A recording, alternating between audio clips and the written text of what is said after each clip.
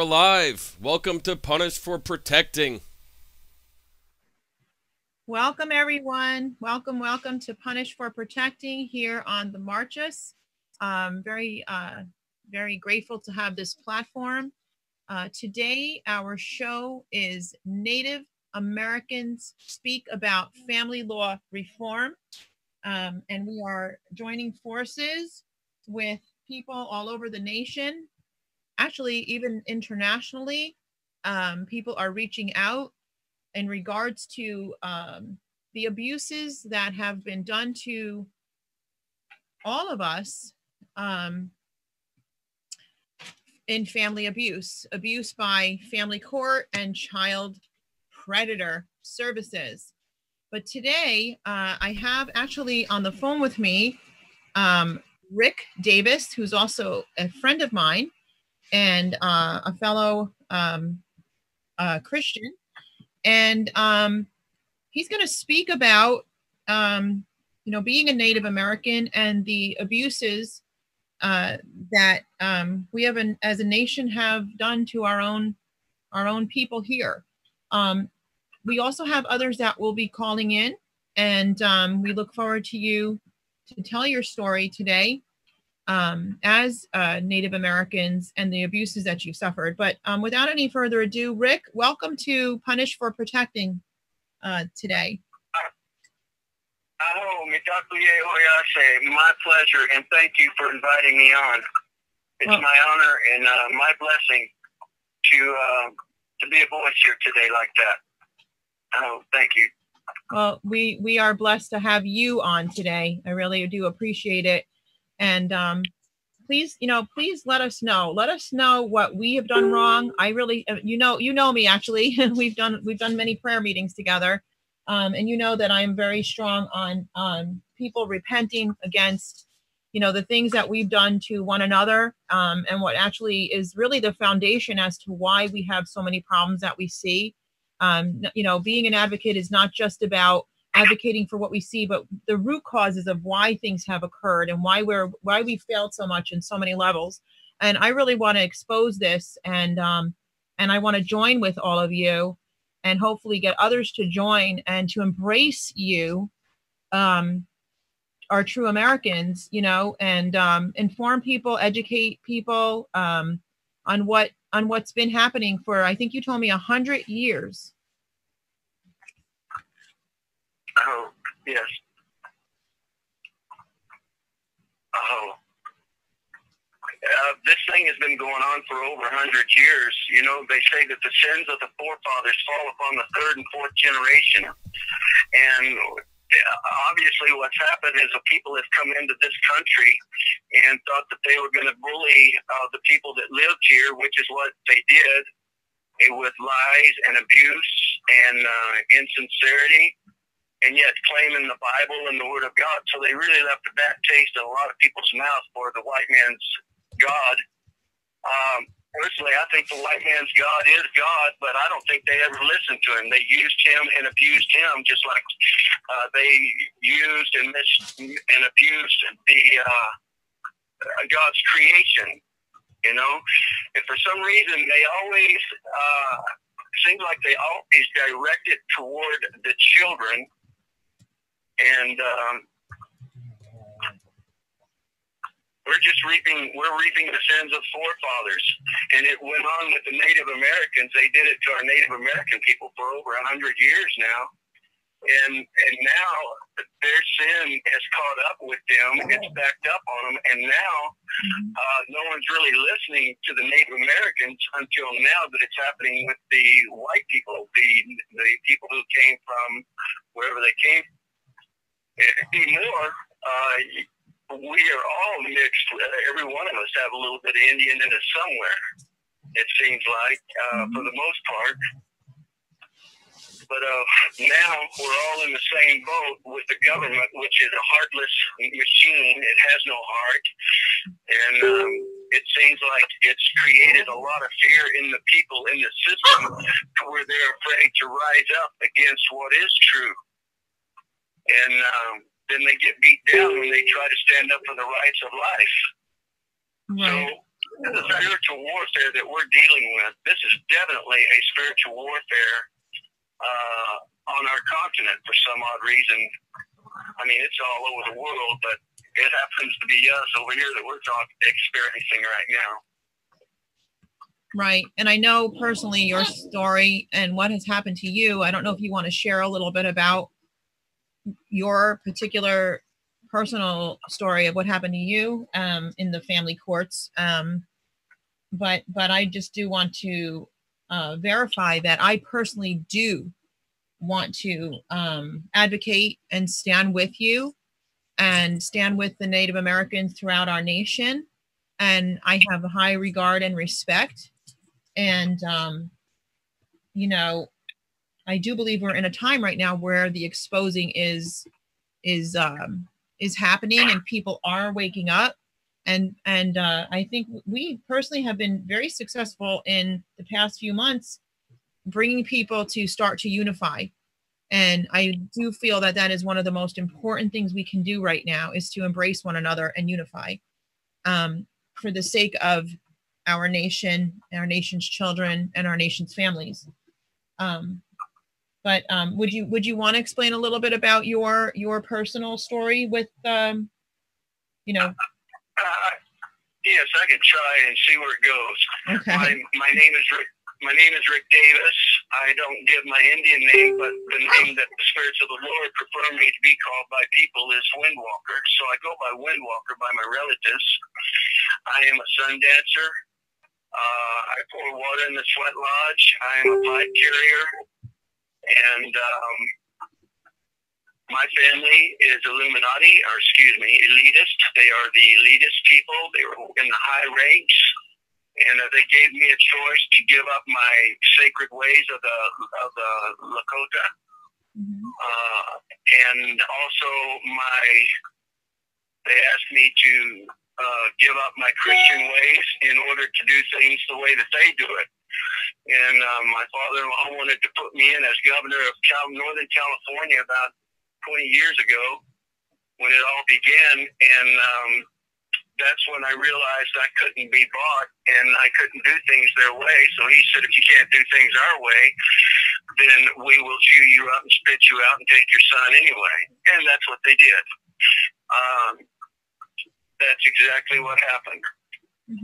So I went through 20 years of just trying to maintain a relationship, a father-son relationship. But I was one of these every other weekend dads, and at the same time, with all the false accusations of bringing me back into court, with all the lies and stuff, that it worked on me pretty good. So I'm pretty tired today. I don't have my son. I haven't heard from him in 3 years. Like I say, they are elitist.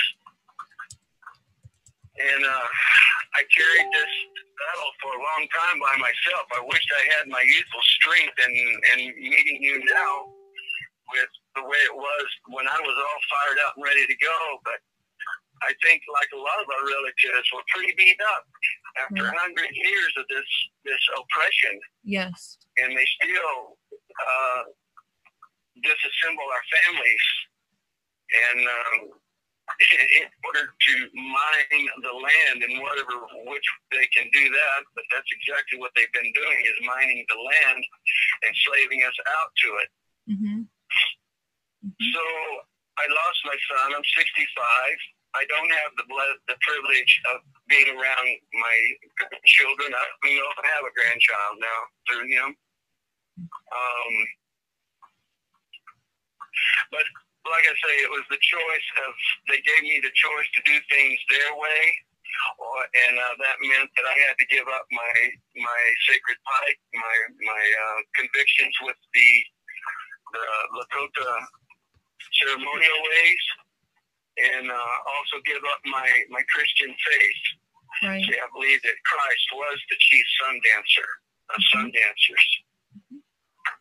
So that's kind of where I'm at right now. I'm just kind of tired right now. I didn't know if I had anything left to offer until you came into the picture. So I've been watching you and watching your program, listening to the people.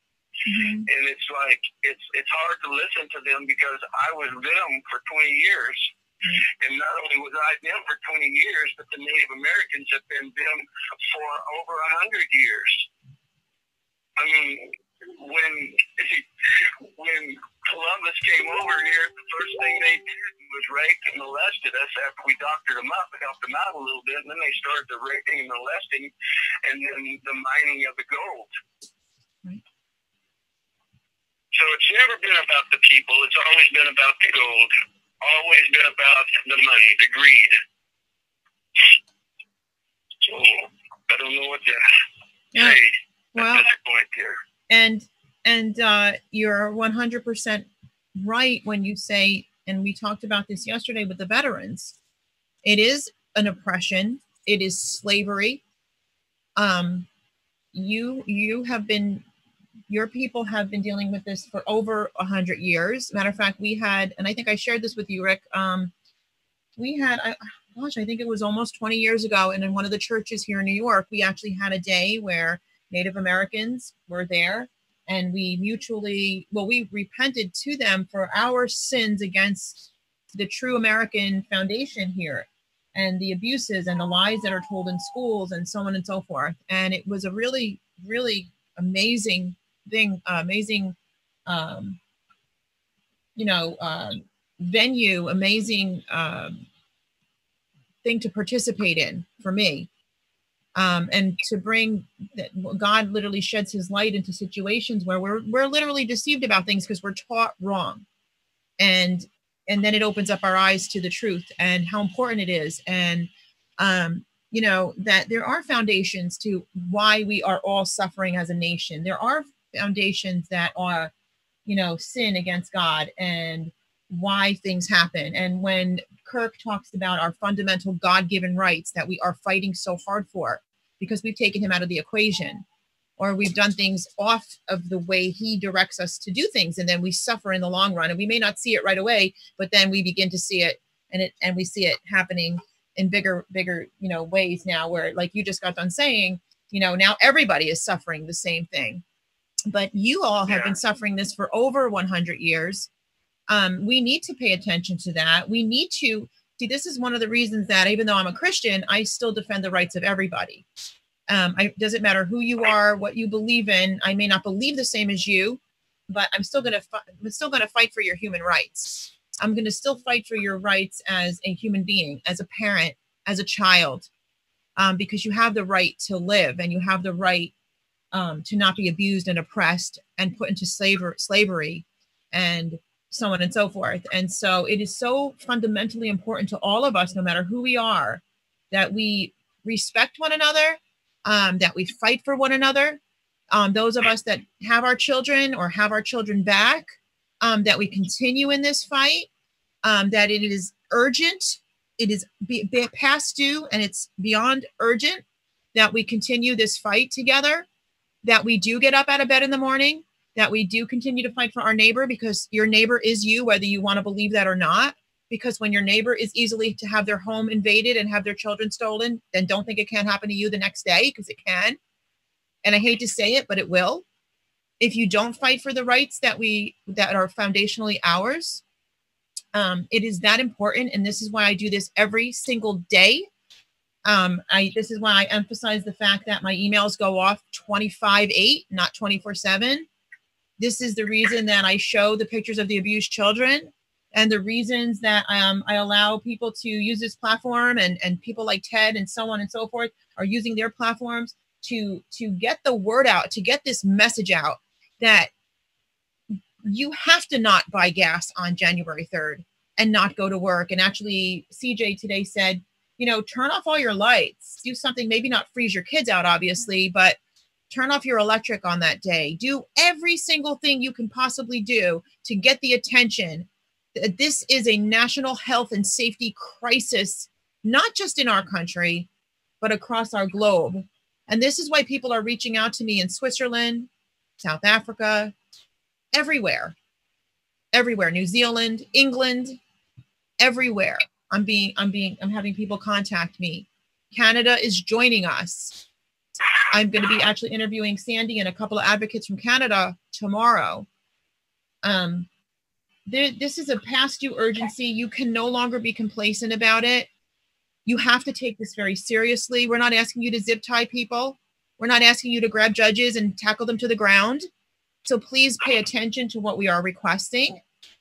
We are pulling together all people groups, all religions, all walks of life, all financial, it doesn't matter, all educated, non-educated, it doesn't matter. You're a human being, you have rights, and you should be protected. And our government has failed us. And we failed, and we failed one another. We have failed one another. We need to accept that, and we need to move forward from that.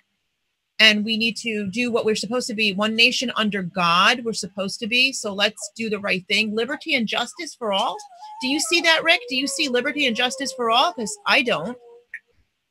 No, it's not. No, it's like I say, it's a heartless beast. It's a machine that has no heart that people are being controlled by.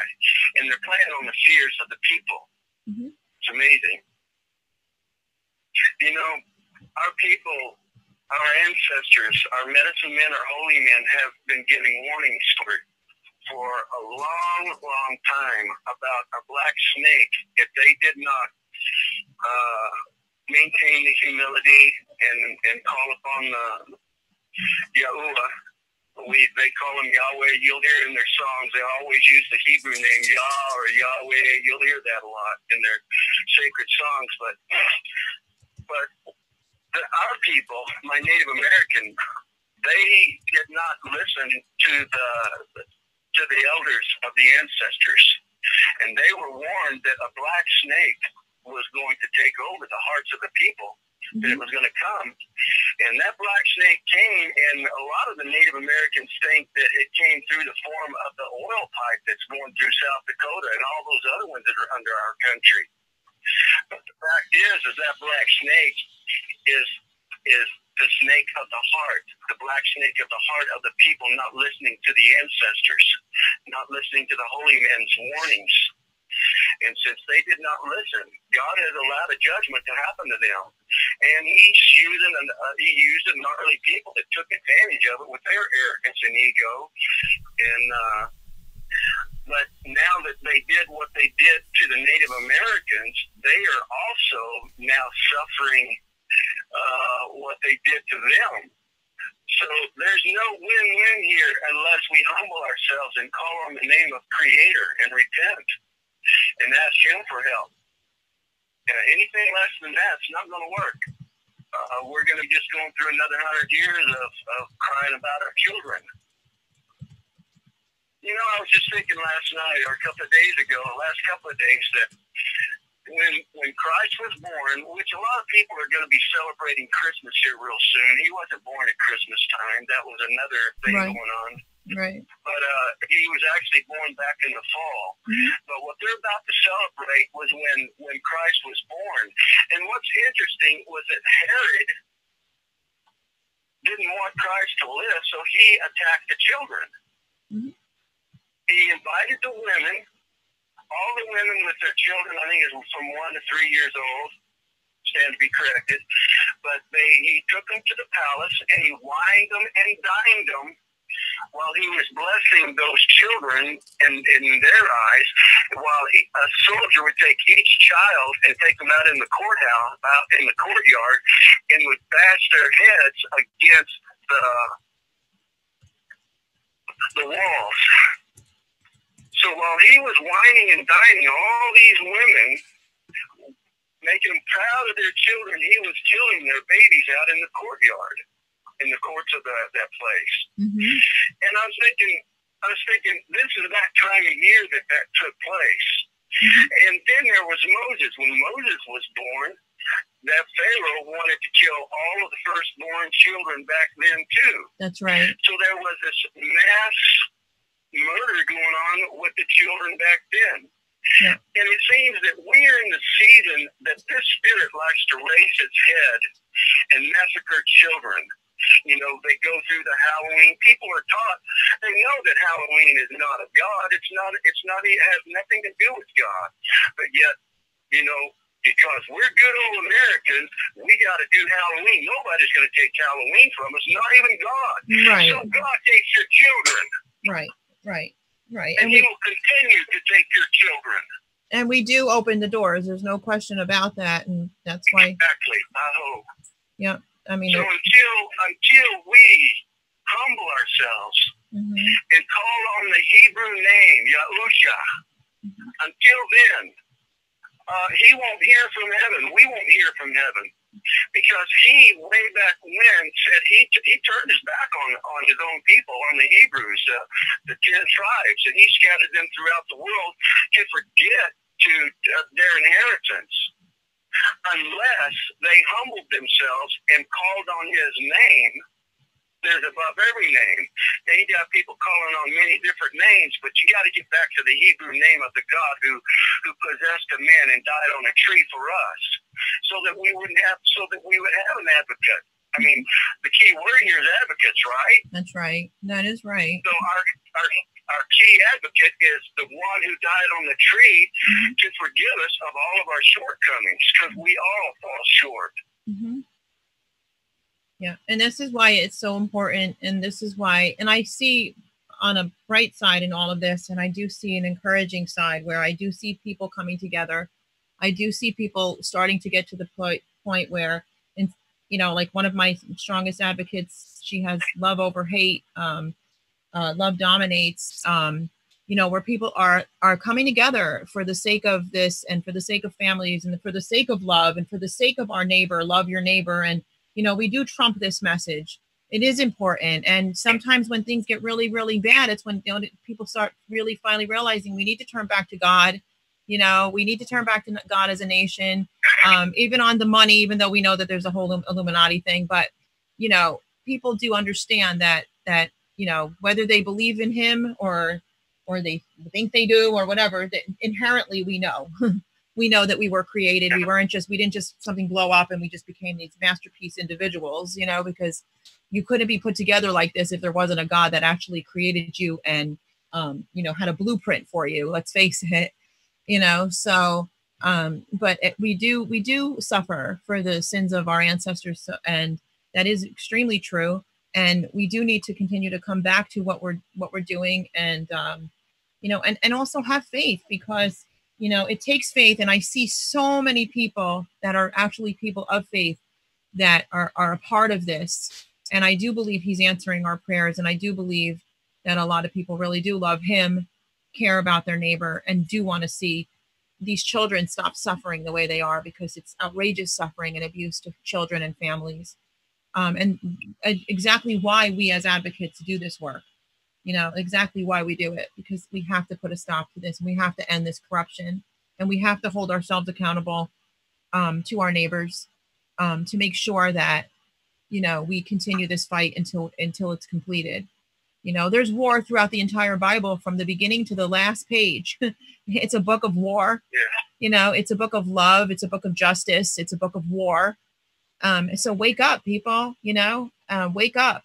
It's time to wake up, or your rights, you yourself, you will suffer the same consequences, sadly, if you don't, so, I do want to just check real quick. Excuse me for a minute. Ted, do we have any callers on right now that you see? They would be on, since you're the host, they would be on your end. I don't see any. Oh, because I think Tina said she called in. Oh, but she might have gotten off because she actually was going to speak for someone. Oh, no, I don't see any of the callers. I'll see them once you bring them in. But you have it set up a little bit different than me.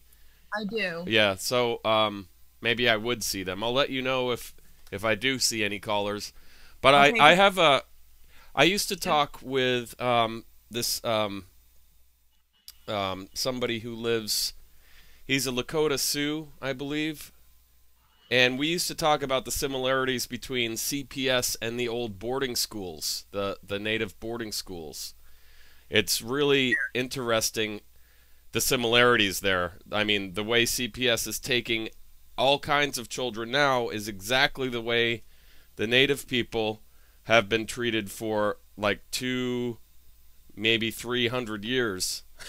It's really, really insane. And that's why the things that are so similar are the reasons why. It's like that saying, if you don't help like one people, you do nothing. You say, well, I'm not native, so I don't have to worry about it. And then it was the same thing with the Jews in Nazi. Well, I'm not Jewish, I don't have to worry about it. Well, eventually they'll come for you. And that's where we're at right now. They don't discriminate. They're taking children of all races, sexes, creed, religion, political affiliation. And if this is the one thing, the one civil rights movement where it could literally bring us all together. Yeah. But have you had any discussions, Rick, about those similarities with your groups, with your people? I don't think he can hear me, actually, since he's on the phone. I'm sorry, Rick. What can you hear Ted? I know we're on. Not that good. So he's talking. So he's talking about and I'm going to try to repeat it. CPS and the Native American boarding schools. American boarding schools. And have you personally dealt with anything like that? Because he's saying how the correlation between what's happening now and then what's happened 100, 200 years ago, and now it's happening to all people groups. You know. Yes. That's the snake, and it's created through disobedience of the people from not listening to what they know is right in their hearts. Because no man is without an excuse for the behavior, and also sitting back and watching things happen, thinking you're the good guy, you can't believe it's going on, but why not? Why don't you have a voice? So you're not that good if you can't use your voice. Yeah. More like a part of it, like keeping silent. But yes, it's the same song, different melody. If you were to look into the boarding homes, that is the epitome of what they're doing today. Well, I say the epitome. What they're doing today now, they're actually using their kids for sacrifices. Yeah.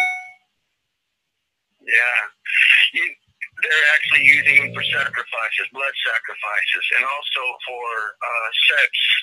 The pedophiles are all a bunch of pedophiles for the most part, and they all support each other because they're all in the same game. The judges, the attorneys, CPS, they're all a part of that club. So they're covering each other's backs. Yeah, they are. Yeah, they are. And you know, I keep thinking that very first prayer meeting that we all had, I know that the Holy Ghost moved on me so strongly to express how important His name is, what we call on to invite into our situations. And I remember how you really caught that. We went from the Greek name Jesus, to the name Yahusha, the Hebrew name of the one who died on the tree. And I remember how you caught that so well, and you had everybody in that prayer room while we were praying to call on that name, and we all did it at the same time. And less than a week later, you got your children back. Your child. Yeah. And I celebrate that because that was the message that He gave me to give to that prayer group.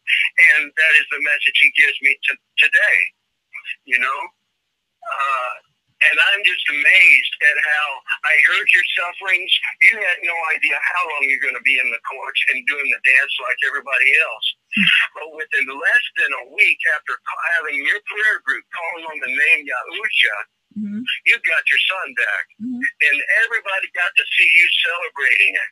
I got my son back from the judge that personally tried to retaliate against me for reporting him for child abuse.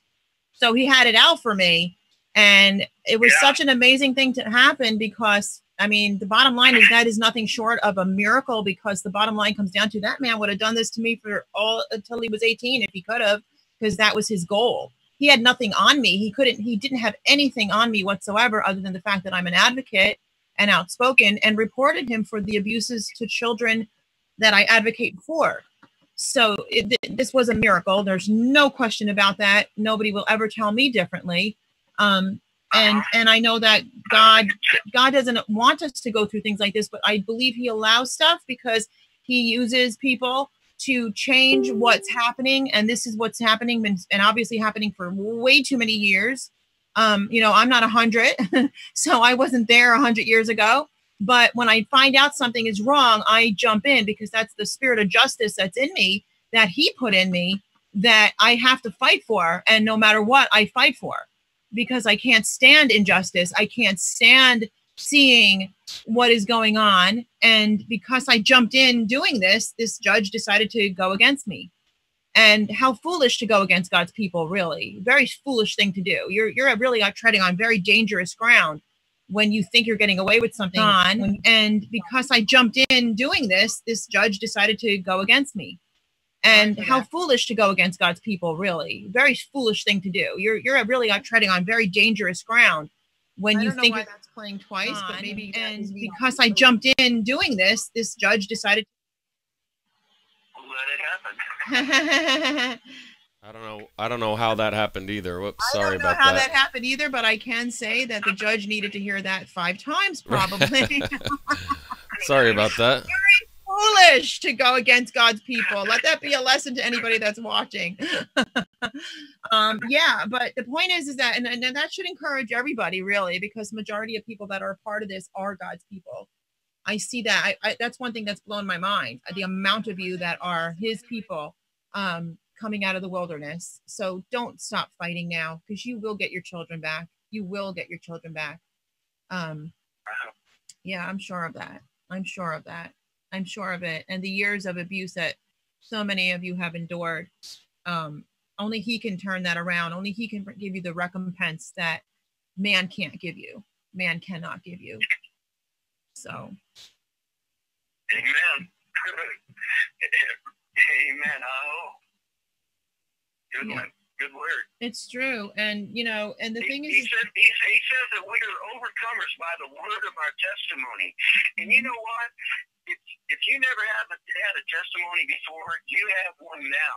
And it's that it was that name that delivered you from the clutches of that judge and gave you your baby back. Mm-hmm. Mm-hmm. So that's your testimony. Yeah. You're overcomers by the word of our testimony. Right. And he that endureth to the end, or he that overcomes to the end, will be saved. Yeah. So it's our testimony that keeps us until the end, so that we can hear those pearly gates click behind our heels with a welcome aboard, you know? One of the saddest things that I see is people that don't comprehend their rights. That is really sad to me, that they can no longer actually hear truth anymore. That because you might as well throw in the towel at that point if you don't know your God-given rights. Excellent point. You know, and if you don't know your God-given rights, you can't fight for anything. There's nothing you can ever fight for again. And if you know your God-given rights, and when you hear somebody like Kirk talking about your rights, you can't hear him.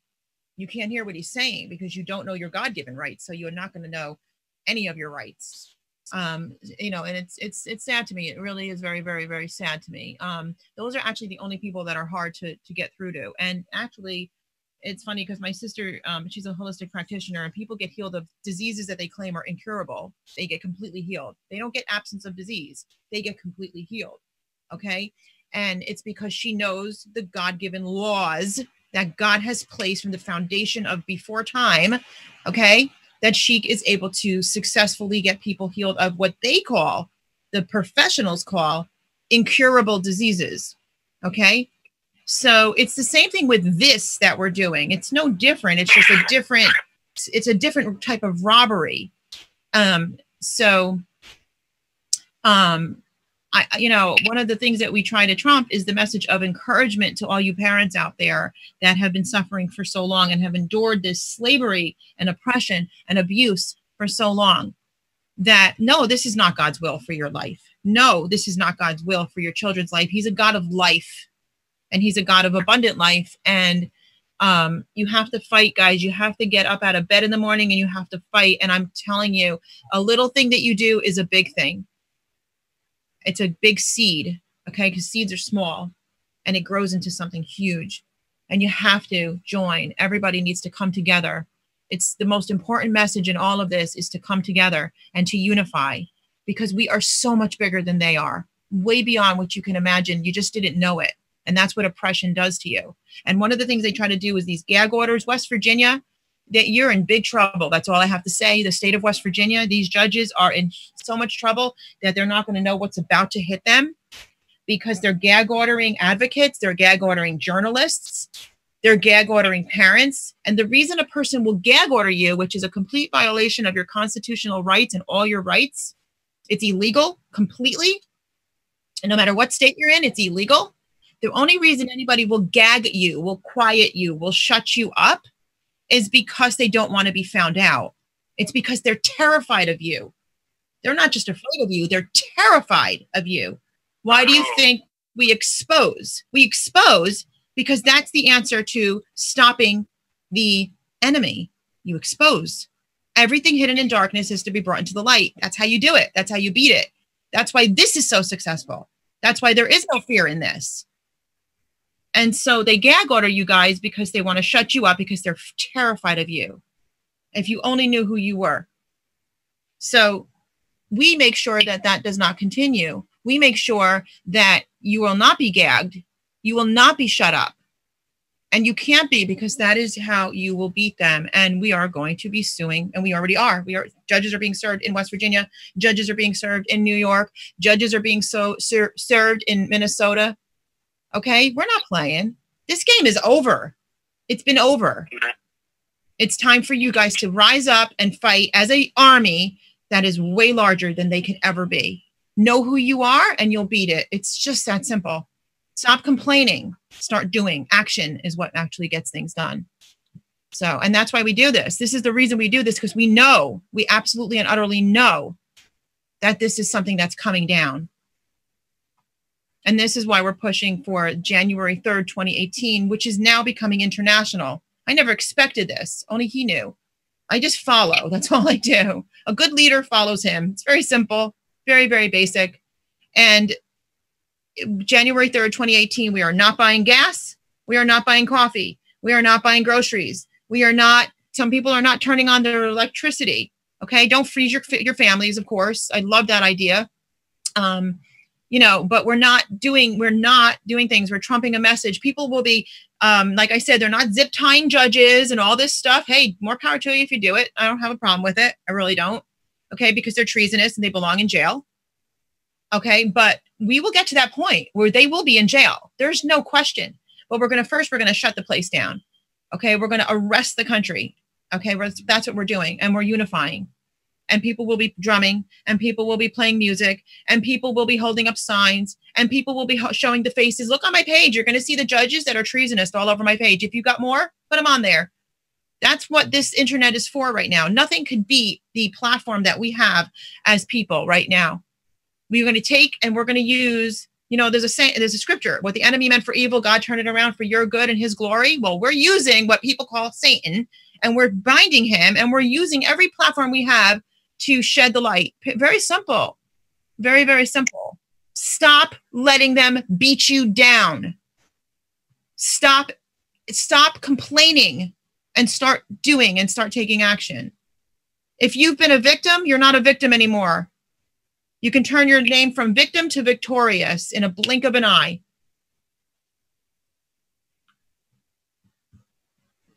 And what do you got to say about that, Rick?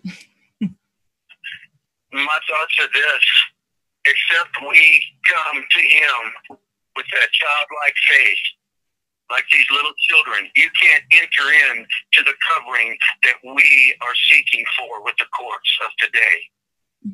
We have to come to him with the childlike faith, that childlike innocence that we're trying to protect. But we too must be an example of coming before Creator like that, in order for him to extend his covering over us and him help us in our situations with our children and with our families.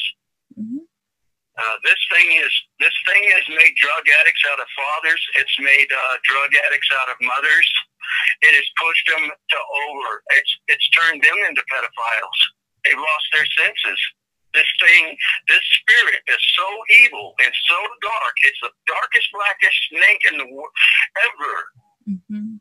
Mm-hmm. And if we're going to find our innocence, we have to come to him like the children we're trying to save. We have to enter back into that place of innocence and call on his name. And then he will hear from heaven and provide the covering for you and your loved ones. I agree. That's a promise. And that's who you are. That's who we are. Right. So if we do that, that's what will happen. Right. So if you want action in your life, humble yourself. Become broken. Get rid of all the illusions of who you think you are, that you have so many rights that you can't even think straight Right. about your rights. Right. So we just got to simple it. It's real simple. Just a broken and a contrite spirit, go before Creator, find a closet, go find a mountain somewhere, go to a lake, go to a river somewhere, open your spirit and let it out and be washed, be purified from all I'm looking for the word. The programming, all that programming that was instilled in us, we have to shed it. It's molting time. It's shedding time. And everyone needs to find their closet or their quiet place and do the extreme. Mm-hmm. Mm-hmm.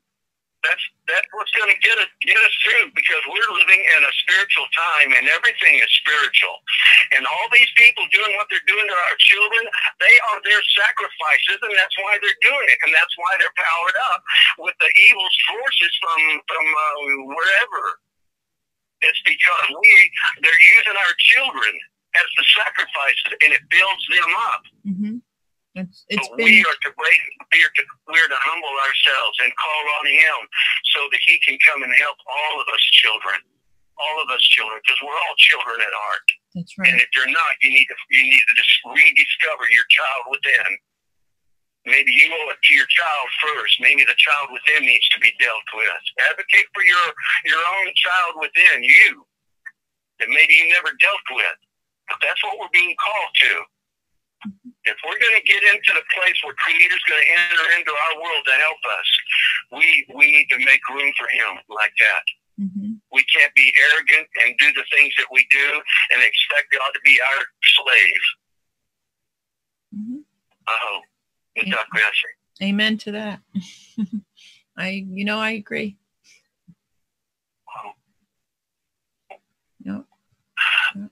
And, I think when you talk about that, I think of even like back in Egypt and, the parting of the Red Sea and all the children that were murdered and killed. This is something that's always been, where children have been so disrespected, and from the womb, and I say this too, from the womb to the tomb, because the elderly are so abused in our country.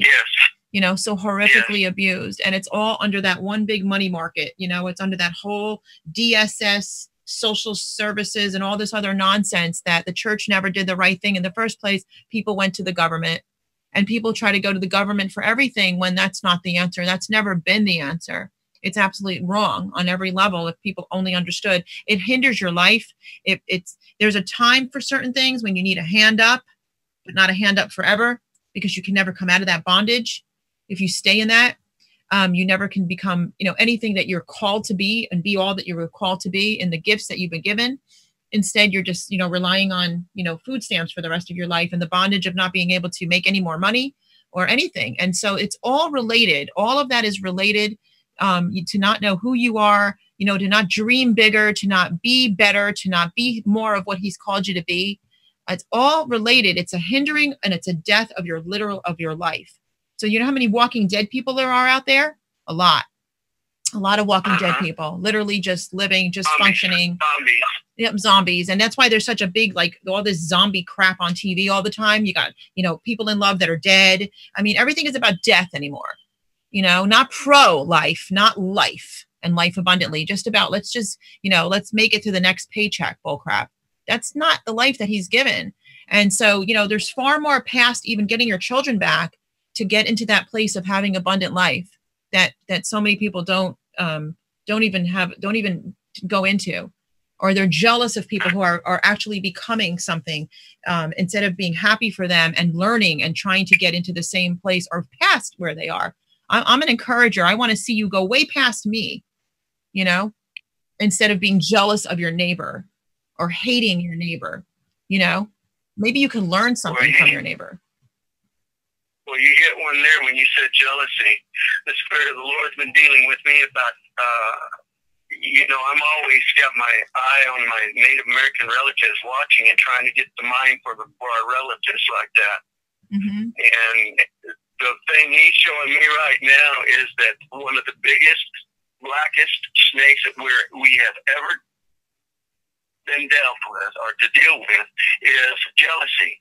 Mm-hmm. Jealousy was what put the first man in his grave. It drew the first murder with Cain and Abel. That's right. Jealousy is a very seductive spirit, is what I've been seeing, and I've been really seeing how it seduces even the better of the truthers that I know. I know a lot of truthers that God is really working with, but that spirit slithers into their life and starts puffing them up. And the next thing you know, it's creating a jealousy. It just somehow it creates a world of jealousy around those people. And wherever they go, it's just, there's a lot of contention and strife. So jealousy is an ugly thing. And that's one of the things that when you go to search in your heart, those who really care about your children, you might search out the jealousy in your heart. And that will deliver your children for sure. Mm-hmm. If you can find the jealousy of your heart, you will have delivered your own child from the sins of your sins, the sins of the forefathers.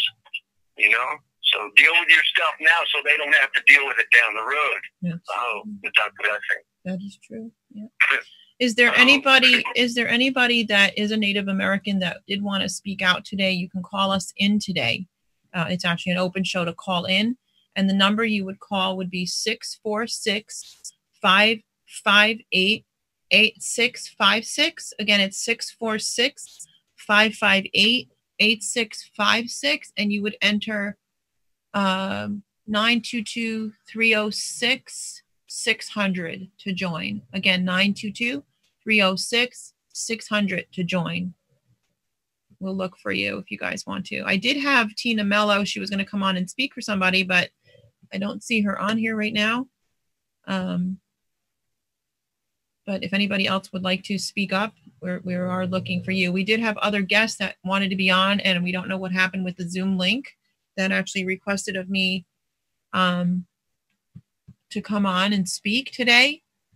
And also, while we're waiting on any callers to come in, I do want to talk again about, and I'm going to continue to trump this, and my core team will each be doing videos to send this message out. We do ask that you send this message out far and wide, and I do mean tell everybody.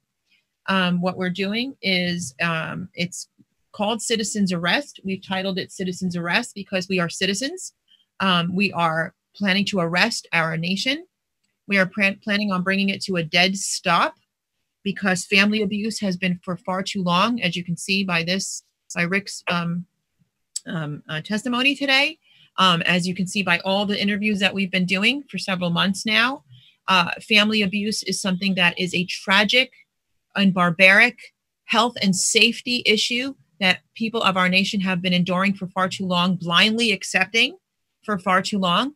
And family abuse is happening to everyone. It's affecting everybody. And if it hasn't yet, it will affect you. It affects you even if you're not related to the family, because it's happening to, just think of a child that gets taken, stolen by Child Predator Services and the family court. Just in that moment alone, even if they're not placed into some kind of danger, they're still placed in danger because it's a traumatic situation that happens. It affects their brain. It affects them. It destroys their life. It harms them on so many levels, mentally, physically, emotionally, and spiritually. So if you don't think it affects you, it does, because I know of children who have been taken and their neighbors and their friends that they've played with are no longer in their life. So they've lost their best buddies. Don't think it doesn't affect you, because it affects everybody. This affects everybody. Your children will grow up, and guess what? They may marry the children of a judge that was psychopathic enough to make this crazy decision, and that child is messed up from losing their biological parents one way or another, and now grows up with all kinds of issues because of the emotional damage done to the child by being stolen and threatened, and even children that come back fear being taken again. This is not how we're supposed to live, or these kids are supposed to live. Many of them are placed with registered sex offenders, and many of them are placed right directly in the hands of abuse. Many of them are placed in foster care who are abusing your children. I've got parents with bleeding hearts day in and day out that can't sleep at night because their children are in danger. And people don't even think about the grandparents, the aunts, the uncles, the neighbors, the friends, the family, other family members that had them every Christmas and all the different holidays and birthdays and so on and so forth, that now are suffering so much and so deeply because their kids are not with them, or child or children are not with them. This is so serious that every single national media should be airing this around the clock until it's done, until it's taken care of. This should have never lasted as many years as it has. It should have never gone past a week of this kind of abuse. We should be holding every single judge in our nation accountable for their crimes. They are committing treason all over our nation. Do not think that they're your friends, because they're not. Do not be duped, do not be naive, and do not be fooled by the judges in our nation, in civil courts, in family courts, because every single one of them has an agenda, and their agenda is evil. There is no such thing as a good judge in family court. If they were, they wouldn't be there. Very simple. If you're a good person, you would not be in a position of evil like this, harming families. They do not make good choices. They do not make good decisions. They endanger the welfare of your families. That's what they do. Yeah. They keep you in court indefinitely. You will continue to go to a rotating court. Once you go in, you never leave. You may walk out, but you still never leave. Don't be stupid, don't be fooled, and don't be naive to think that you've got a good judge today. No, you do not. There is a special type of person that becomes a family court judge. We tend to wonder if they're human. And if you've never been through there, you will not understand what I'm saying. But for the rest of you, you get it. Okay? Criminals are out there in the world. Mentally ill people are out there that do crazy things that you see on the news. Okay? And they're to be held accountable. But nobody is to be more held accountable than the judges that allow them to go back on the streets, or the judges that give your children to them, or the judges that ignore domestic violence that is very real, or the judges that endanger child welfare and family welfare.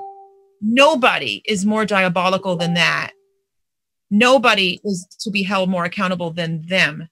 And let's now talk about CPS. I don't know why somebody's calling me. Let's talk about CPS. In most states, they call it Child Protective Services. No, there is nothing protective about it. My show is called Punished for Protecting, and people tend to think it just means I was punished for protecting my child. No, you've been punished for protecting your rights. That's why you're being punished. You're protecting your rights. Some of you walk into a family court thinking that you're walking in and that your rights are going to be protected. Nope, you've just been punished. Literally, when you walked in the door, you were seen as a criminal when you were never were one. I've got dads out there. I've got dads with the DNA taken. They are the father, and they never saw their kid from day one. Maybe they saw the birth. Maybe they had a visit. Now they're done. Weren't on the birth certificate, and you're fighting for the rest of your life, 18 years, just to get a glimpse. Is that justice in our country? Does that sound like a 21st century civilized nation? Doesn't sound like that to me. Sounds like abuse. Why are we allowing it as a nation? And you guys are going to go and buy gas on January 3rd? Why would you do that? Why would you do that? Do you not know that affects you? Every father out there, that affects you right now? Mothers losing children to domestic violence perpetrators because they're not going to be heard, that they actually were beat the crap out of, that the person really does have a criminal history. That's justice in a 21st century civilized. We've got all these experts out there. We've got all these experts in domestic violence, but nobody knows that this woman really was beat up. You mean the bruises all over her body don't really count? Oh, the child really isn't being abused because the child wasn't hit? Are you kidding me? Abuse by proxy? And you know the amount of dads that are out there that do not report because they're embarrassed because they're a man, but she beat him in the head with a baseball bat and he didn't hit her back because she's a woman. So he did the respectful right thing, but he took a beating and never reported it. You don't think that's real? Well, you don't know any better then. This stuff is really happening. And then we take it to a judge and the judge ignores it. I know mothers and fathers that don't see their kids. I've gone into court with them and the judge puts it out to the end of the year. And they're not going to see their kids till the end of the year because they can't get back into the court. That's abuse, people. And you know who it's up to? You can go to the Department of Justice till you're blue in the face. You can go to the FBI until you pass out. You can go to every single state in the country and beg for help and no one's going to help you. You know why? They're all going to claim the same thing, no jurisdiction. And guess what? They're lying, but they're actually kind of telling the truth because you know who it's up to? Me and you to put a stop to it. We, the people.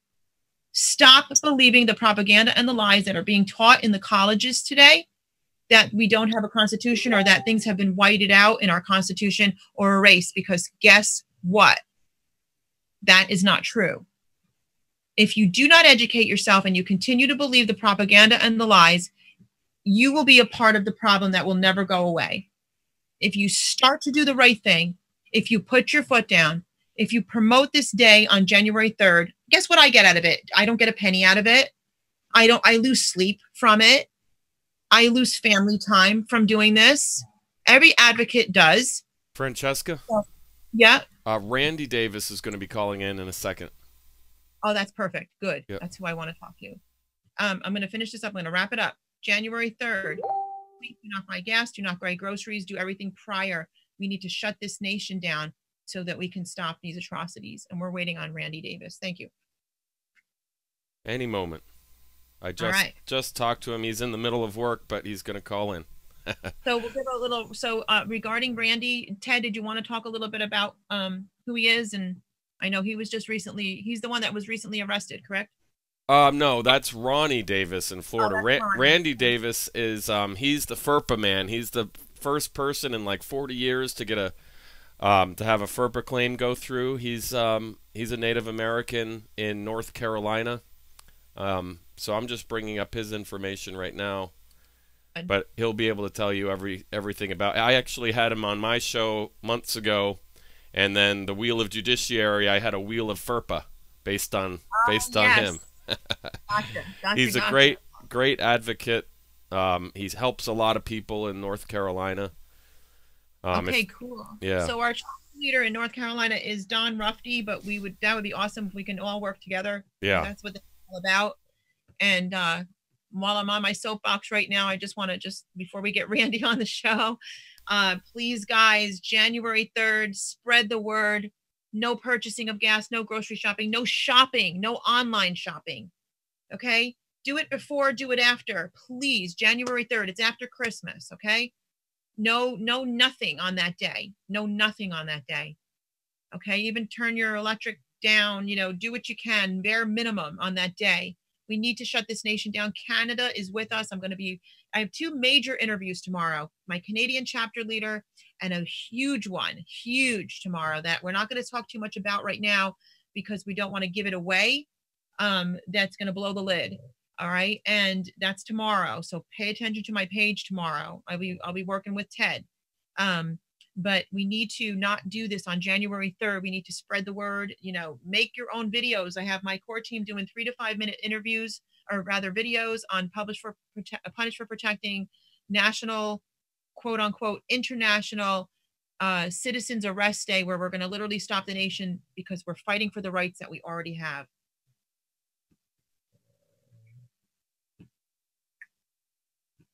All right. I think he's on. Okay. 9116.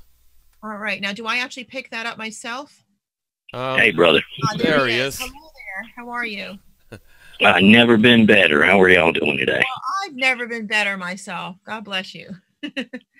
So thank you for being on here. You're very welcome. And, I've had a few conversations with Don Rufty here. He knows some things that I'm working on. I kind of keep my stuff quiet until it hits, and a lot of it is hitting right now.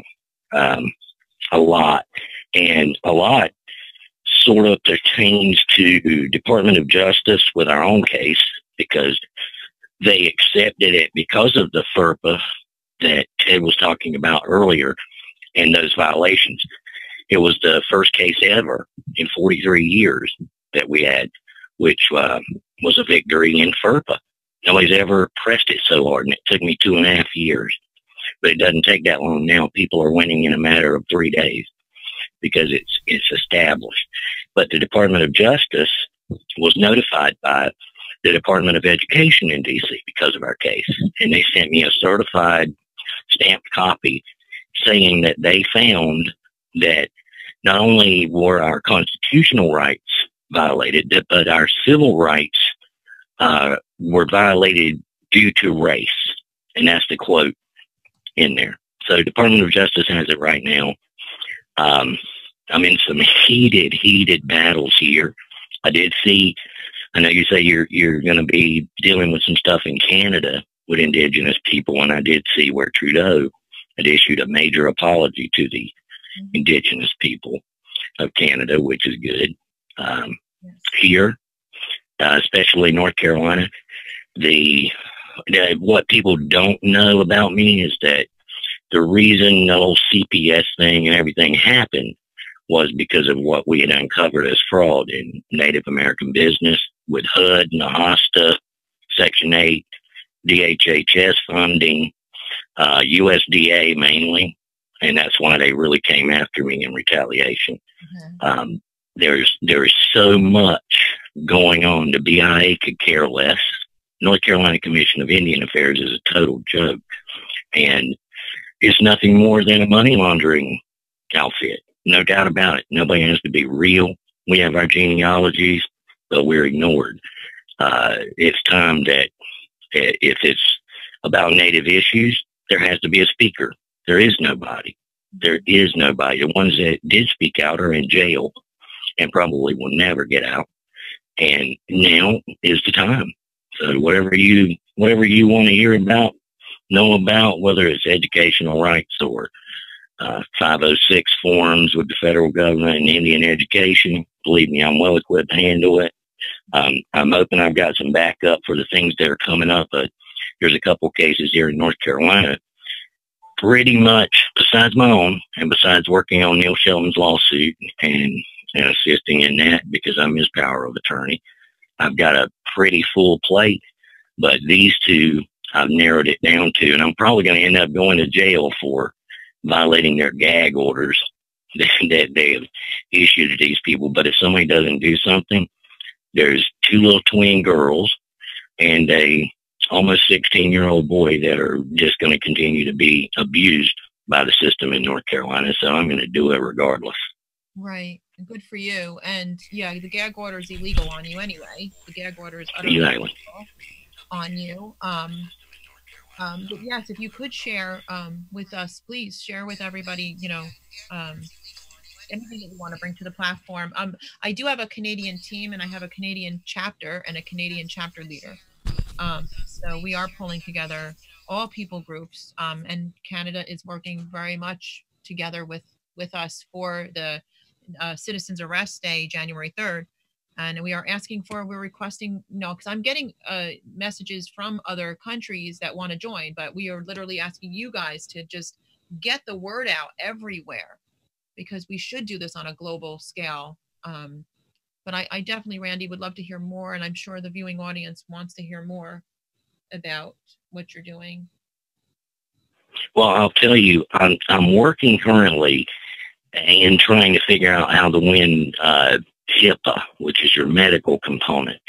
And our win on FERPA was that in North Carolina or anywhere, these are federal laws, and it's the Educational Rights Protection Act is what it is. And that particular law, it's about not revealing educational records. It's the same reason why President Obama's records couldn't be accessed. But it also guarantees access. and it guarantees access to a biological parent. So DSS or family court, they always want to shut down these records. And whenever this all happened, I thought, God, nobody caught on to what I was doing, but they're like, why are you messing around with records? What's in a school file will blow your mind.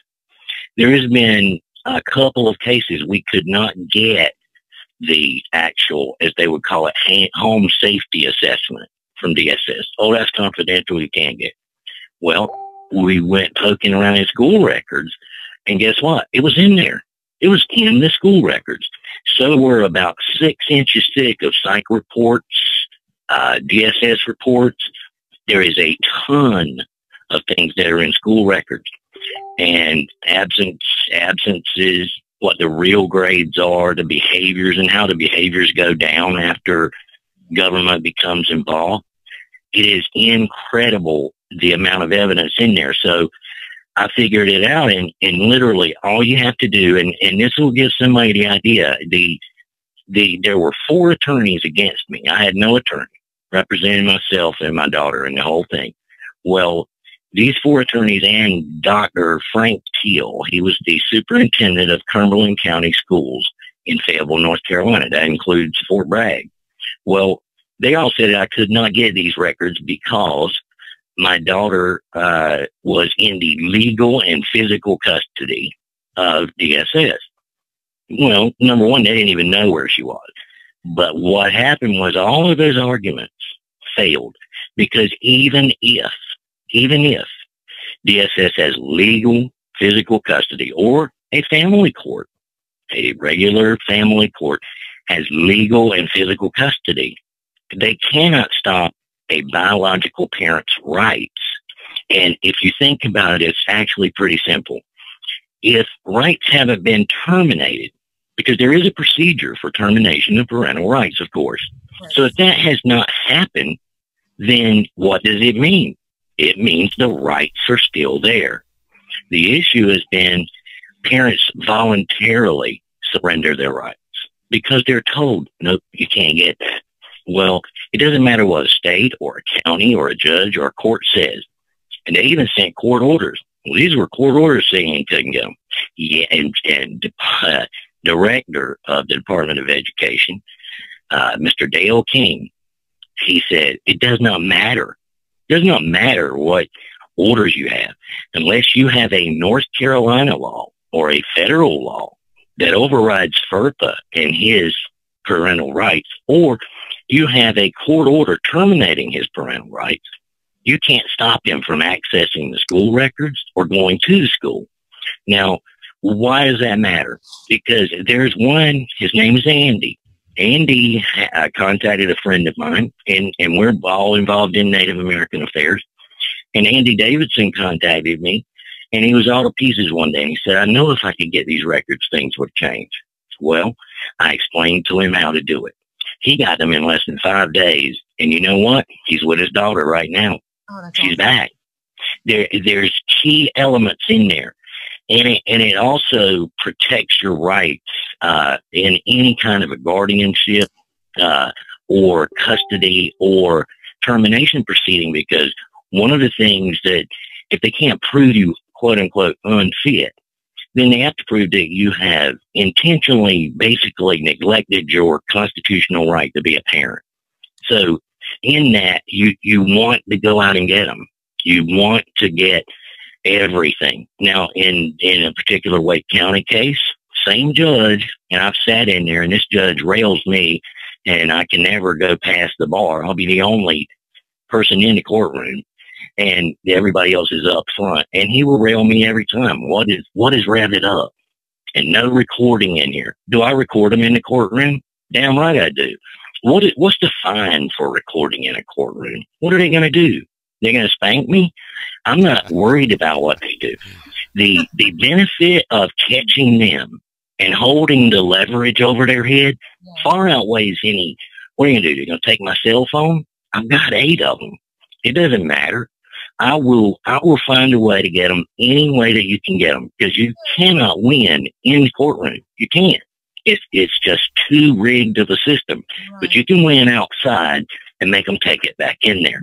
Now, if I can figure a way, and I think we're pretty close on the HIPAA violation, because a recent order came out, and this was a judgment and an award in a HIPAA violation, which before HIPAA and FERPA, you couldn't sue under an actual HIPAA or FERPA violation, but you could sue because of the underlying constitutional rights violations.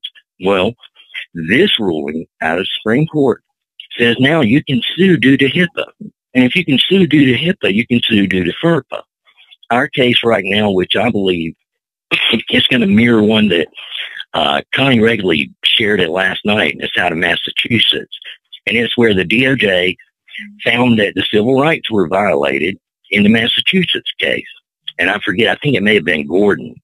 But that one is, ours is going to come right behind it. It's going to make an automatic, easier lawsuit. And the only way you're going to stop these folks is to create havoc. You got to become porcupines instead of sheep, or else they'll just keep abusing it. So every piece of leverage that you can get, if I had, one thing, and there's many things that I ask people to do if they want to protect themselves, but if there was one important thing to keep in mind, it is to take all emotion out. And I know it's very hard.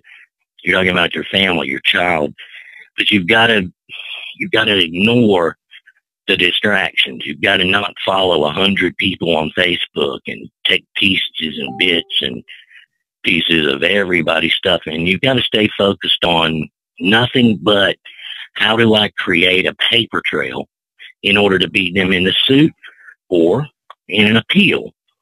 And that's the key, is to put evidence in there. I've watched, and there's just no evidence being admitted in, whether you have a court appointed or whatever. Personally, if it's a person with any kind of just average intelligence, I would say represent yourself before you take a court appointed attorney. I had 8 criminal charges altogether, arrested 3 times, held for 3 hours, videoed it all from the beginning. And that was the only reason I ended up getting out of them all. But I won all 8, wow, including obstruction of justice. I was put in jail for 5 months. 5 months I sat in jail on no order. There was no order whatsoever. My daughter was put on the FBI's missing and exploited children's list. Her picture was in every Walmart in the United States. And once we got this handled, she would walk into Walmart's and ask the manager to go look at the wall and say, "That's me." And they would freak out. They would go nuts. Well, she had made videos the whole time we were in. After 2 months of DSS having her, they never saw her again. But after 2.5 months, a judge had already returned her in a memorandum judgment, but they pretended it didn't even exist. Yeah. And it's a signed, handwritten order that was filed with the clerk's office. So everything they do, people will always ask me, they're like, well, can they do this? Can they do that? Or they'll say, they can't just do that. But look, they can do it legally. But can they do it? Oh, yeah. They can violate your rights and the laws and policies and statutes and do anything that they want. Now, what does that mean? How do you fight someone who can do that? You document it. Unfortunately for all of us, the key thing to remember is to make them do that paper trail. But once you become, quote unquote, a high conflict case, they're going to send everybody they can after you. They're going to pile on you, and it's going to get really, really bad. It is. It's going to get worse before it gets better, because they do not ever want to have a parent that stands up. The minute that you stand up, you become a threat, not because of your one little case, but your ability to inspire others. They want everybody to walk in, feel intimidated, be ashamed, and lay down and roll over. And unfortunately, that's what many people do. And they sign too many things. I never signed one document, by the way. Not one. All the meetings I went to, they had confidentiality sheets. I refused to sign them. Never signed a case plan. Never signed anything. Do I have to? No. There's no law saying you have to. That's right. Now, they'll say you're uncooperative if you don't. But what does that mean? You're uncooperative. You know, you're taking me to the hanging. I don't care if you've got new ropes with gold buckles on them. I'm not going to the hanging. I'm going to be very uncooperative going to the hanging. I agree. So if you want to be cooperative in walking to the slaughter, that's a choice that a parent makes. But unfortunately, I usually end up assisting people or trying to hold their hand through things after things have went so far and they've already stipulated or signed things they shouldn't have signed. And it just, it just makes it 10 times harder once you've muddied the waters for anybody to get in there and try and find any kind of clarity. So, essentially look at it as though it were a chess game, and understand that any piece on that opposing counsel side, which is the other side from you, it can take you out. But you want to find out every player involved. What are their connections? You want every shred of evidence you can get, every document. If anybody has you sign anything, make sure that you have the app called Cam Scanner. Cam Scanner has saved me so many times, and it's a free app for your smartphone, no charge at all. You take a picture, and once you take the picture, you can PDF it. I can take a picture of 10 pages of a lawsuit, let's say. I can snap those shots. I can crop them, enhance them, whatever I want to do, PDF them, and email them, or messenger, or text, or save. I can do that in less than probably 1 minute with 10 pages. It's better than having a portable scanner with you. And you need to make sure you get these things, because if you can't prove in documentation and video and audio what's going on, all you have is a good story. But when you have the documentation and you see what it is that they're doing, you'll come alive, and then kind of ground yourself to the fact that it's going to be a long run. But the more of us that start to educate the people and start to make them aware of what's going on and start to open their eyes, the faster that children are going to come home. And I'm not one. My biggest worry would be helping a child get back to where they don't belong and they get hurt. I don't get any kind of cases that have boogery things going on with them or abusive situations that are well known and somebody's lying to me. I'm not getting involved with it. And the reason why is I do not want on my conscience something happening to a child that shouldn't be with a person. That's And there's some people, absolutely. we can't pretend that they don't exist, but there's some parents that just don't know how to be good parents. They're not even good people. Yes. And when they're not good people, they're not going to be good parents. Yes. So I just want to say to the parents that are hurting, if it's a fraudulently started case, number one, your best shot is that 7-day hearing. You got to get everything in there. You got to get it documented. You got to make sure that you raise the objections and get your evidence in there as fast as you humanly can. Make sure that you have a good call recorder on your phone, and no matter where you're at, record them. You don't have to make them public, but some states check your state laws, because there's two consent, two-party consent, and one-party state. North Carolina is a one-consent state. You can video anywhere. I will assure you, they've told me 50 times, you can't video, and I'm like, yeah, I can. And I just keep videoing. Because it's what are they going to do? What can they do? Take my phone, give me an F for the class for today, give it to me. I'm ready. Yeah. But these things are so heated right now. And in my time of being involved in this, and when I say this, we don't have a case anymore. My case was over, done. My daughter is not even living in the same county now. She's over 18 now. But they messed up her education. She was a National Honors Award winner.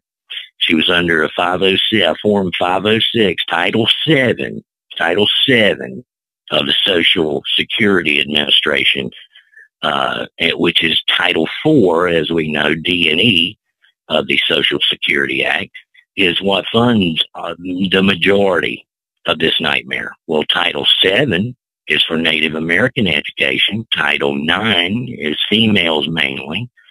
Title 19, they draw money from. And let me just tell you, Social Security is being used as a slush fund to fund all this stuff.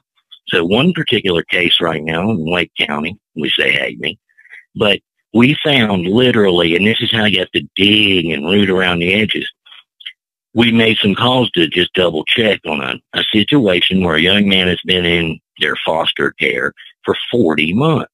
I mean, it's insane, but 40 months. So we checked with the Social Security Administration. Lo and behold, the caseworker, the social worker, had applied for disability, and the boy's 15, since the boy was 3. Now, and didn't apply under the name of the state.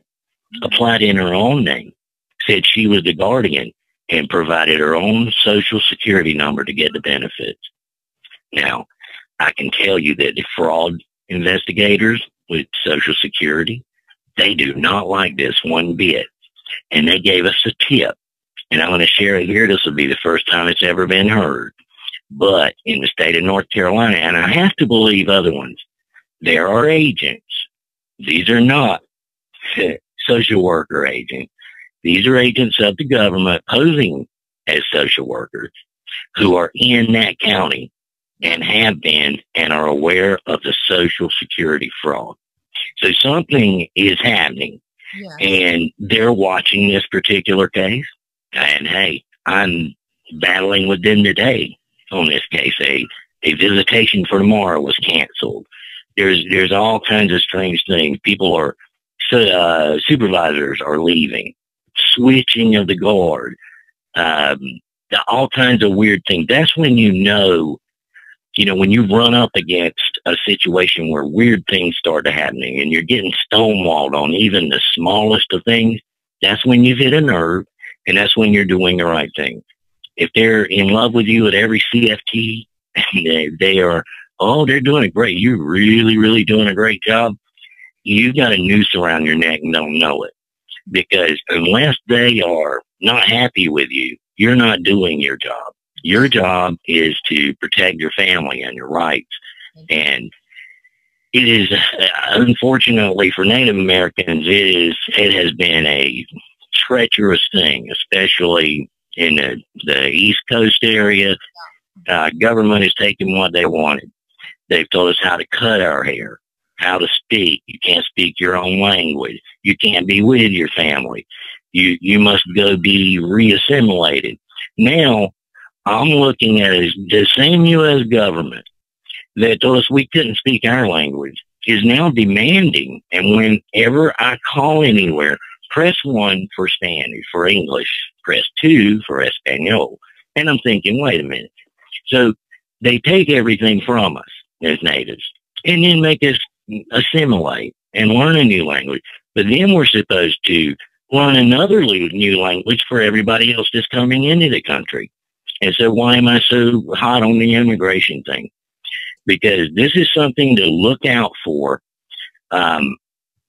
It kind of involves a company called Cardinal Innovations in North Carolina. They just got caught, evidently, I think they receive about $200 million per year for mental health and behavioral health. But they fired 2 of their top guys and gave them $3.8 million in severance pay. Well, why has that got anything to do anything? Because Lutheran Services is nationwide. Well, Lutheran Services, what they do is in North Carolina, and I'll bet in everywhere else, the one particular foster child I was telling you about earlier, did a little investigation, got some pictures, some video, and there is a Haitian refugee. Her name is Chevy Morin. Well, Chevy Morin is also a foster care provider. She's also, she's a Haitian refugee. She doesn't pay taxes. She's got 9 vehicles. One's a Land Rover, one's a Hummer, lives in a double wide, Wake County. Well, She also owns and manages a group home. The group home is to assimilate Syrian refugees. So here's a Haitian refugee that's paid to assimilate Syrian refugees under DHS programs, but she also gets paid foster care placement money. Now, this is a person that doesn't have to pay any taxes, abide by any rules. She's here and soon to be sent back. But while she's here, the government is paying her to do this, and then we get pictures of a foster child. And the foster child is in the house where he's supposed to be. There's a 26-year-old mentally retarded Syrian refugee in the room with him. A man. That doesn't make any sense at all, combining these different things. And there's some in our government who have decided that our own children are not as worthy as others' children from other nations. And I'm telling you, as a Native American, nobody knows better what happens when, quote unquote, immigration comes than Native Americans. It never helped us. It's not going to, we're all Native now. And there are others coming. And if we don't do something to change the way government is taking over all of our rights and abusing us, then we're all going to go the same way as the Native American. Mm-hmm. That's my thought. You're 150% right on that, and it's already leading to that, and why we're doing this. And one of the things you said, and I want to confirm it and reiterate what you just said earlier, that they didn't take if foster care or CPS rather has your children in the system, and you still have your parental rights. Many people don't realize they do. That is extremely important because your rights were not taken. And we have many, many cases that we're dealing with right now where they're in violation of people's parents' parental rights. And actually even beyond that, where they've actually terminated parental rights completely against the law. And so people think they can't fight any longer. Well, you sure can. You absolutely sure can, and you have to. But knowing this and knowing that all these rights are being and have been being violated for so long, which is utter robbing, it's stealing, we have to hold them accountable. And this is why we're doing this. People are asking questions in the thread that I'm reading, wondering, what are we doing? What is January 3rd, 2018? How is this going to stop, et cetera, et cetera? It's going to stop because you're going to make it stop. And how you're going to make it stop is on January 3rd, 2018. We're calling it a citizen's arrest. If you research citizen's arrest, do your homework. I'm going to actually let you guys, what? Google is everywhere. Everybody has some sort of internet access, whether you have a phone, a laptop, a tablet. You may have all of them. Computers, whatever you have. Google citizen's arrest, look it up. Okay, these people are criminals. That's what they are. These judges are treasonous, and I can't emphasize it enough. On that day, what we're doing is we're bringing our nation to a dead stop. You need to spread the word, and you need to take action on that day. And the way you take action is you do not buy gas, turn off your electric. If you need heat, obviously keep your house warm enough to keep your family warm. Turn your lights off. Do not buy gasoline. Do not go grocery shopping. Do not go shopping. Do not go internet shopping. Do not go to work. People are taking off they're already calling out. So people are already not going to work on January 3rd, 2018. Do not go to work that day. Obviously, if you're a nurse or a doctor, we want to see people not die, okay? Use your brain, all right? But for everybody else, do not go to work that day. McDonald's doesn't need you. Okay? It's one day to make this major public statement, and then we've got them in the palm of our hands to actually do genuine citizens arrest of these public servants that are abusing families all over the nation.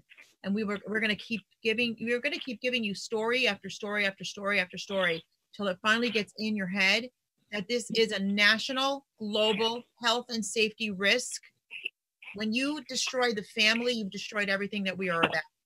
When you destroy children, and this has been happening, as you see with the Native Americans for over 100 years, okay? And I hate to tell you guys, I hate to break it to you, but it's been happening to everybody for a good amount of years. And you've been completely deceived by our rights, by our laws, by our God-given laws, if you think differently. And we've talked earlier about how this affects everybody. Nobody is exempt. Nobody is exempt. This affects everyone. And it has major effects on your lives and your children's lives for a long time. It shortens lifespan. So on that day, January 3rd, which is now becoming, which I just thought was National Citizens Arrest, but I'm getting messages from everybody and everywhere. We're joining with Canada for sure. We're making requests of other countries that are fighting me. Germany, New Zealand, etc., to even take this international. But we are ceasing the purchase of gasoline, food, shopping, online shopping, malls, walking into Starbucks, anything, McDonald's, anywhere. Eat home, don't eat, go on a fast, do whatever you've got to do to cease any income coming into the country at all whatsoever. It's going to mess up taxes. It's going to wake people up. They're going to realize we mean business. Do you really mean business? That's what I want to know. Do you really care? Do you really mean business? We're not telling you to arrest people. You can't get arrested for not buying gasoline. Okay. So stop freaking all out. Okay. You can't get arrested for not going grocery shopping. So don't be foolish. But you know what? Somebody can come knocking on your door and pull your children out of the house. Literally. And I can show you video after video after video after video of children being traumatized and being taken from your homes, your neighbors' kids, for no reason, from fit families. And it's happening all over the country, and it has been. And Randy, what I just said, can you verify what I just said? Has that been happening to fit families? Oh, yeah, and we have the video of my daughter screaming while I am cuffed in the back of a cop car. No DSS was there. 3 hours they held us. It was a retaliation. So we videoed our removal, and, you know, they hated it when I put it out there. But we videoed everything else since then, everything from before then. And I'm here to tell you, if people don't think it can happen to them, we had no record. I had custody of my daughter. Everything was the way it's supposed to be. But they did it anyway. National Honors Award winner. You can think that, well, this doesn't apply to me. You know, I can be assured that there's agencies to protect this from happening to me and to mine. I've been a good parent. It doesn't matter. It does not matter. It's going to happen to somebody that everybody knows. I saw some statistics this morning, and I want to verify them, but there were some graphs, and of the people who are right now incarcerated, over 70% were raised in foster care. Of those that are on death row, 80% were raised in foster care. You know, when you think about that, there's no way to say that foster care is a good thing. No. I had no idea that the numbers could ever be that high. But evidently, that's exactly what they are. And I don't know all the answers. Like you, I'm doing whatever I can, Francesca, to do my little part to try and make a difference. And in January, there's some things I'm involved with that are going to hit that, I don't know, it's either going to fix things or land me and a bunch of lawyers in jail. But it involves going after the judges, going after the lawyers. And it's lawyers who are putting it together and assuring me that I'm not going to go to jail for it. You know, some things I've seen people do, they go to jail. These commercial liens that are not done right, they'll put you right in jail. But if what I'm being told is correct, you can expect this to hit about the same time as what you're doing. And I'm just hopeful that we all can do whatever our little piece is. I'm ready to kind of get out of the individual help and go for the bigger kind of national thing. And that's why I've been quiet lately. But I applaud what you're doing. I think it's great work. And for those that are listening, if you don't think it's going to happen to you, believe me, nobody ever thought that anything in history that wiped people out was ever going to happen, but it did. And nobody ever thought this was going to happen to them, and it's now in a case, but it did. Yeah. But it will happen. And just think of it like this. Nobody wants their house to burn down, but people have fire extinguishers. They have smoke detectors. They have life insurance, but they don't want to die. But we know it's better to be safe than sorry. And when it comes to this, education is the only way we're going to get, I guess you'd say, assistance or numbers or whatever. But I'm not a fan of having a bunch of numbers. I'd rather have warriors than I had numbers. And that's why I'm not really a member of other groups. I don't have a group. I'm just kind of a one-man thing. But I do what I say I'm going to do. And I'll do whatever I can. And I just appreciate you guys reaching out today. And I'll answer anybody's questions. I'd be happy to give any information on the FERPA stuff. It's a 100% that you're going to get it. 100.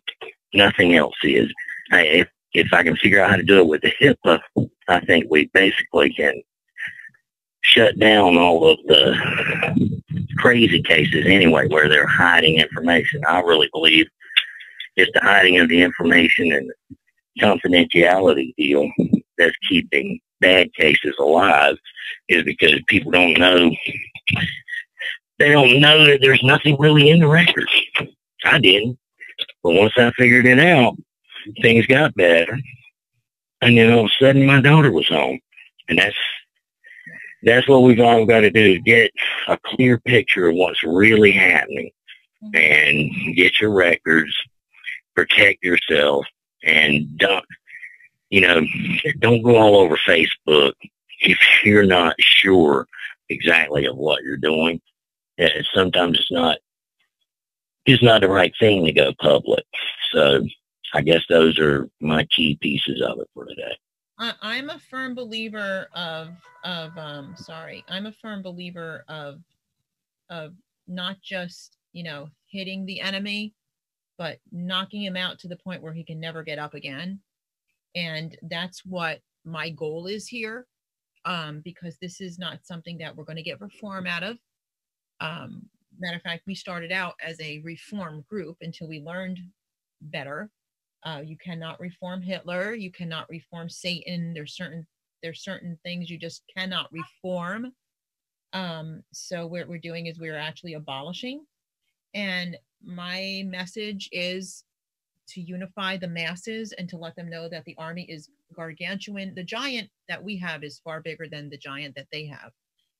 And it is a very important message because when people are oppressed for such a long period of time, placed into slavery, told to shut up, told not to talk, told to stay in the dark, told to take the beat, and that's what happens. Anybody that's a victim of domestic violence knows that one of the tactics is to keep you silent, is to keep you in the place of abuse so they can control you. And that's why we expose every single story.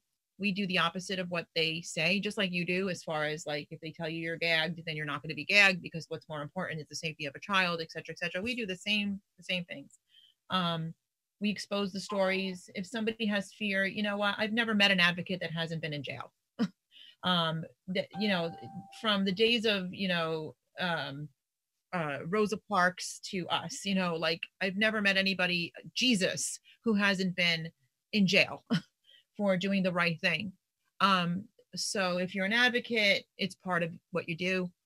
And fear is not an option when it comes to saving your children. It's pretty simple. And allowing it is not an option either. So what we need to continue to do is to pump this message, is to get the word out, is to know that January 3rd is to give the right information and instruction as to what we're doing on January 3rd, Citizens Arrest Day.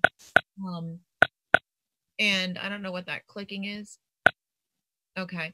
But Citizens Arrest Day, which means that we as citizens are arresting the entire nation, and our goal is to make sure that these public pretenders and these public servants are dealt with properly, are held accountable for their crimes against humanity, their abuses to families, and their utter abuses to children. I get pictures, I get sex forensics of children abused, trafficked, sexually abused, mutilated. I mean, I don't even show 90% of what I've got, but I'm going to have to start to get people to wake up, because on January 3rd, to do something as simple as not purchase things and not go to work is a small price to pay for the big price we've all been paying. And so I ask everybody that's watching these shows to please spread the word, to please get the message out. Please tell everybody what we're doing. Explain to them what we're doing, why we're doing it. And I guarantee you, because I can tell you, because as an advocate, I talk to everybody, everywhere, literally. And I mean that. Everybody gets it. Everyone understands what's happening. And the only people that don't get it are the abusers. Those are the only ones that don't get it. And we are a lot larger than they are. And the abusers come in Globes, they come in CPS, they come in Children's Listening Place in Wood County, West Virginia. These are the abusers. Okay? New York, California, stealing children, robbing families. These are the abusers. As judges, as law enforcement, that doesn't even know, don't even know what it was. You know, it's easy to take a rookie, a brand new young cop out of high school and make them a police officer, that just mold them into what they want. And I'm a respecter of our law enforcement, but it's easy to fool people and trick people and give them a paycheck. And it's up to us, the people, to start to do the right thing. And it's up to each of you as parents and advocates and so on and so forth, attorneys out there that are worth your salt, that actually did go into this for the right reason. Even any of you that went into social work to do it for the right reasons, okay, it's time to either get out of the business that you're in or to do the right thing. I have many of you that actually write me but won't speak out in public, and shame on you, really. Shame on you. I really have no sympathy for you. I really don't. I really don't, because you're actually aiding and abetting murder and abuse to families and children, and I don't have any respect for that. So write me all you want, but if you're not going to speak out, then what are you writing me for? I just want to know. What are you writing me for? Just to let me know that what I'm saying is correct? I already know it's correct. But if you won't speak out and you want to continue to collect that paycheck at the end of the week, I really don't have any respect for you. Because if I were you, I would go get 2 jobs someplace else before I would ever abuse families and children the way you do, or just be a part of that. So to me, that doesn't make any sense. I'm sorry. But I really appreciate you, Randy. I really appreciate you, Rick, for telling your stories. I don't know, Ted, is there anybody else that you see that wants to come on before we wrap it up today? I know that Windwalker is now on video with us. If he wants to come back on and speak, speak with you again, Rick. I can get that set up. Yes, if Rick wants to add anything else, and if Randy, if you wanted to close with anything, because we have this. The only thing is that I would agree with you 100% on everything. I think all of us tried at first to think, well, if I could just tell the senators or the AG or the governor, they know. Look, folks, they know. They know exactly what's happening, and they're part of it. Either individually a part of it, or a part of it because they look the other way intentionally to have plausible deniability. But if you're going to fight, you're going to get hurt.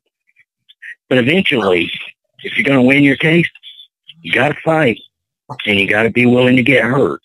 Now, I'm just going to say this. My estimation is about 0.5% of the people involved actually are warriors. The rest, they're followers, or they're lost, or scared, or afraid. But unless you're willing and able to make a decision to cut away from everything except winning and do whatever it takes, whether it's dark outside or it's rainy, you still got to do whatever a warrior's got to do that day. Do not run from it. If we can inspire others to actually fight this thing and do it right, it'll be over with. But the main thing I agree, Francesca, is you can't wash a turd. There's no reforming this stuff. It's like trying to have better hangings or better slave beatings. No, you can't. It needs to be abolished. And CPS, family courts, needs to be abolished. And in my mind, a jury system would eliminate all of it. It really would. A jury system, which first started in 1315, that would eliminate everything, or 1215. That would eliminate it all. Nobody will do this stuff in front of people.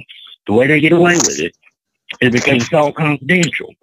So if we can fight, get a jury situation set up everywhere, I really believe it'll be over.